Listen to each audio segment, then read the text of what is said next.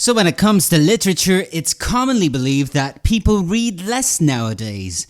The myth has been debunked, and the rise of ebooks, Kindles, and so on have actually made accessibility easier. Now, I'm a paperback guy when it comes to books, so I don't really factor in a virtual experience as far as reading is concerned, although I do listen to audiobooks from time to time. But generally speaking, it just doesn't work for me. So one of the things I like to do is I like to visit bookstores often, to the point where I buy more books than I have time to read. I know there may be people out there listening to this who feel what I'm saying. You feel me.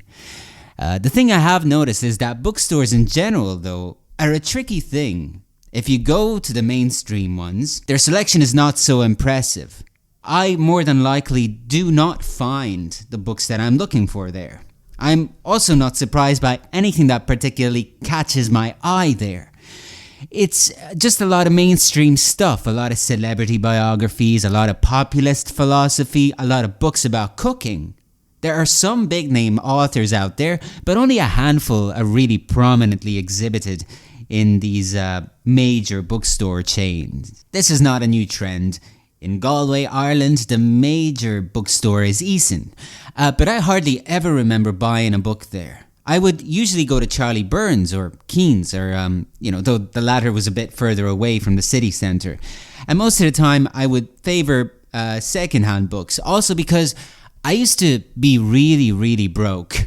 Actually, what I like to do is, at the time, they would randomly stack books outside the store, and I would close my eyes and randomly pick out a book from the €1 baskets. I would walk to the counter not knowing what I picked up, pay it, and then see. Even if it sounded like the dullest, most uninteresting thing ever, I would make myself read it. Or at least read the first chapters, and try my best to get through the whole thing. That's how I made so many great discoveries, read some really challenging books, even at an early age. So one time I was embarrassed to walk to the counter with an adult book titled Amour Amour by Marie-Claire de Villefranche. And so I noticed what I had picked out before the counter, and instead of paying for the book, I was so embarrassed, I just walked off. I stole it, essentially. I wasn't caught, but I guess the thrill of reading a pornography book was enhanced by the fact that I had stolen it.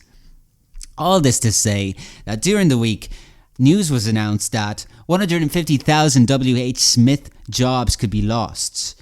When I lived in London, and when my mother lived in the UK, that's when I would occasionally visit one of their stores. Then, of course, I used to buy copies of Sight and Sound magazines at some airports there.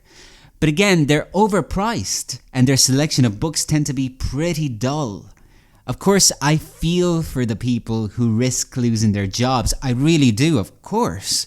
But I read a tweet reflecting my sentiments on the situation that stated, I do wonder if the drop of customers at W.H. Smith is less to do with COVID and more to do with reducing the magazine and book and stationery stock to stock massively overpriced chocolate bars and bottles of water no one ever wants.